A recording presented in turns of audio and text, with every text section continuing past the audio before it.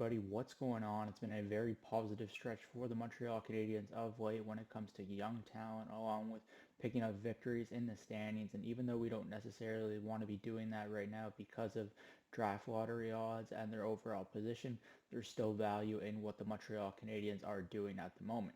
Before we get into today's video, if you haven't already, hit that subscribe button. It's as easy as clicking in the bottom right hand corner of this video and hitting subscribe. The Montreal Canadiens are trying to get back to the postseason, and although that won't transpire this year, they'll be looking to move back into the playoff picture as soon as next season, and it's going to depend a lot on how the moves they make during the offseason pay off. You can bet that Ken Hughes and company won't be quiet, and whether that's making another trade like the Alex Newhook and Kirby Dach trades, or that's comes with drafting more players and adding more talent to the system. There's going to be a lot of changes coming in the off season, and it's going to be a very interesting one for Ken Hughes and company. But one thing they do have going for them right now is that Juraj Slafkovsky continues to develop into a prototypical power forward and is only just 19 years old. He's about to turn 20 on the weekend, but there's just so much value in what this player is doing in the NHL right now.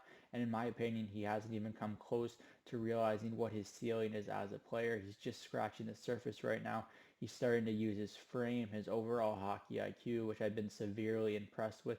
This wasn't something I think he was noted for coming into the NHL, was his hockey IQ, but he certainly developed that as well along the way, which I think is part of what Martin St. Louis and the Montreal Canadiens training staff has brought to the table for Slafkovsky, is really elevating his hockey sense and IQ, which is something that I think this group as a whole has done really well. If you look at what Slafkovsky is doing right now and that little tap pass to Nick Suzuki on the power play last night, it was just something as simple as that that really makes it stick out how smart this player is and how he's thinking one step ahead on every single play, which is really valuable when it comes to his development as a 19-year-old player. This is a player that's already made history as a teenager for the Montreal Canadiens, and I think that just goes to show you that the ceiling this player has isn't capped, and I could see him being a 75 or 80 point player in his prime, maybe even higher if all things go well, and assuming that he continues to develop on this trajectory. You don't want to set the bar too high, but this is just a player that you have to be really excited about.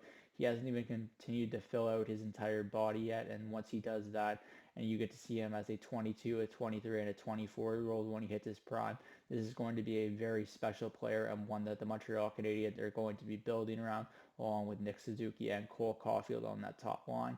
This line just continues to have the chemistry you're looking for on a number one line in the NHL. It might not necessarily be a high-end one like the ones with Austin Matthews or Connor McDavid, but it can certainly get the job done as a number one line in the NHL, with Nick Suzuki proving he is a bona fide number one center in this league. And then if Kirby Dach can stay healthy next season, you have that 2C that you've been looking for. And of course, that's a big if because of the injury history that Dach has had so far throughout his NHL career. But you have to like his development path so far, and you have to like the ceiling this player has as a second line center with this club. I think there's a lot of positives right now, even if the Montreal Canadiens are winning games. It just goes to show you that the culture they're building right now is exceptional, and I think that'll go a long way as soon as next season when this team hopefully is competing for a playoff position. That's it for me today from Cook's Corner. As always, let me know in the comment section down below what your thoughts are on the development of Juraj Slafkovsky and what you think his ceiling is as a player. I'm Zach Cook. We'll see you later.